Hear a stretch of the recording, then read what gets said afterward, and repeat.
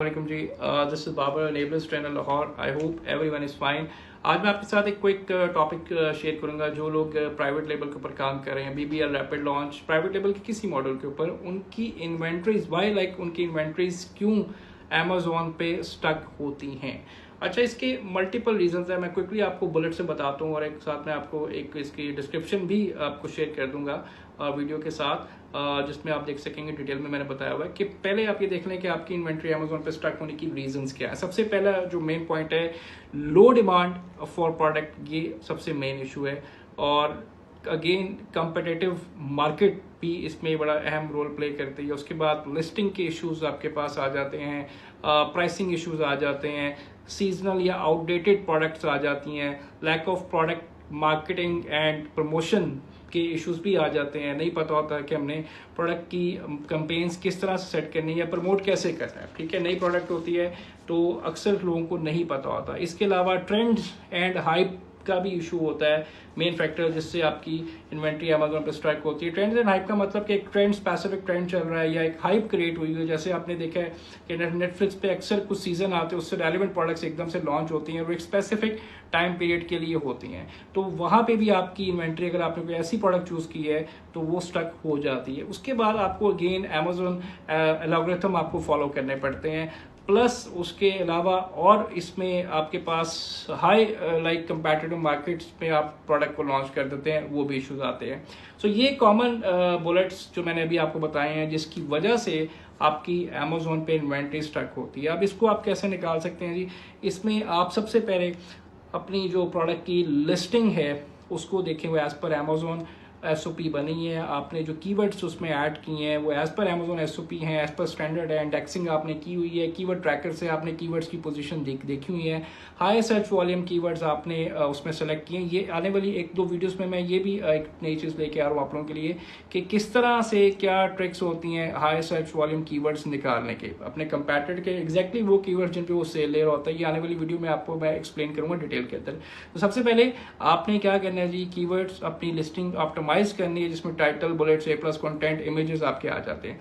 उसके बाद customer engagement आपने कैसे करनी है। आपने डेफिनेटली न्यू लॉन्च की है या अगर एग्जिस्टिंग लॉन्च भी है, प्रोडक्ट आपकी सेल्स नहीं लेके आ रही, तो कस्टमर को एंगेज आपने कैसे करना है थ्रू प्रमोशन, कूपन्स, या डेफिनेटली आप रेलिवेंट उसकी प्रमोशन चलाते हैं, पीपीसी की कैंपेन सेट करते हैं अकॉर्डिंग टू प्रोडक्ट इंटरेस्ट या कस्टमर के इंटरेस्ट के मुताबिक। ठीक है, इसके अलावा आप कस्टमर फीडबैक से आप कस्टमर, अक्सर मैंने देखा है कि लोग स्टूडेंट जो है फीडबैक नहीं फॉलो करते, अपनी प्रोडक्ट के ऊपर फीडबैक ले लेते। आप कस्टमर से अपनी प्रोडक्ट की सेल्स के बाद फीडबैक जरूर लिया करें। ठीक है, उसके बाद आपके पास ये होता है कि आपने ऐसी इन्वेंट्री प्लान कर दी है जो आउटडेटेड या सीजनल है, जो स्पेसिफिक किसी मंथ में आपने लॉन्च करनी होती है, बट आपको नहीं आइडिया होता, आपको पता नहीं होता, आप उसको पहले या बाद में लॉन्च कर देते हैं। ऐसी प्रोडक्ट भी अमेजोन पे जो है ऐसी इन्वेंट्री स्टॉक हो जाती है, सेल्स नहीं आती। अगेन इसके साथ आप एक्सप्लोर न्यू मार्केट प्लेसेस आप एक्सप्लोर करते हैं स्पेसिफिक प्रोडक्ट के लिए। हो सकता है एक प्रोडक्ट अमेरिका में चल रही है, वो नहीं चल रही है, अगर अमेरिका में तो यूके में चल सकती है। तो आप अगर कोई इन्वेंट्री स्टॉक होती है, आप उसके लिए अदर चैनल्स फॉलो करें, लाइक ईबे जा सकते हैं, आप वॉलमार्ट दे सकते हैं, फेसबुक मार्केट प्लेस है, इंस्टाग्राम के थ्रू आप उसको मार्केट कर सकते हैं और अदर छोटी मार्केट प्लेसेस पे भी जाके उसको सेल कर सकते हैं अगर उसकी रीच वहां पे या डिमांड अच्छी है। उसके बाद आपका सबसे मेन जो इस पे होता है, जो कस्टमर फीडबैक देते हैं उससे आपकी प्रोडक्ट में इंप्रूवमेंट आती है। मैं 100+ प्रोडक्ट्स अब तक लॉन्च कर चुका है अमेजोन पे और ये सारी चीज़ें मैंने उन्हीं फीडबैक से अलाइन किए हैं, या हमने अपनी प्रोडक्ट को कैसे मजीद बेहतर से बेहतर बनाया है। तो आप भी ये चीज़ करें, जो भी फीडबैक आता है उसको नोट करें। अगर आपकी प्रोडक्ट में कोई इशू है, अगर उसमें कोई गैप है जिसको आप फिक्स कर सकते हैं, तो कस्टमर फीडबैक बड़ा इंपॉर्टेंट रोल प्ले करते हैं।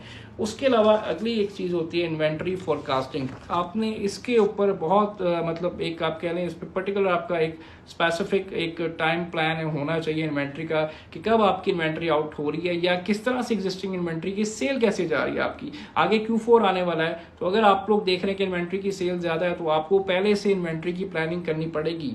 ये नहीं है कि सडनली आप प्लान कर लें। तो सेल्स को देखते हुए इसकी फोरकास्टिंग प्लान जो है इन्वेंट्री की, वो बड़े ध्यान से और टाइमली करनी पड़ती है। इसके बाद अगेन अगर आपकी एग्जिस्टिंग प्रोडक्ट पे सेल्स नहीं आ रही या कोई भी इश्यूज आ रहे हैं तो आपने उस पर प्रमोशनल कंपेन्स जो है पीपीसी है वो किस तरह से सेट करनी है। उसके मल्टीपल मेथड्स होते हैं पीपीसी के कि मैनुअल पे ऑटोमेटिक पे आप कंपेन सेट करते हैं, बट अगेन उसमें आपको अपनी प्रोडक्ट के रेलिवेंट कस्टमर को टारगेट करना बड़ा ज़रूरी होता है।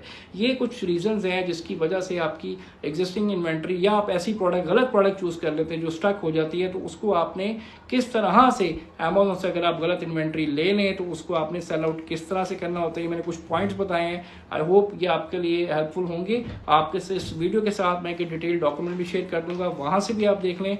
और अगर किसी के साथ इशू आ रहा है तो आप वो इन्वेंट्री उन पॉइंट्स को फॉलो करके निकाल सकते हैं। और फिर भी कोई इशू नहीं समझ आता तो आप अनेबल्स हेडक्वार्टर विजिट कर सकते हो और हमसे आके मिल सकते हैं। Thank you so much. Allah Hafiz.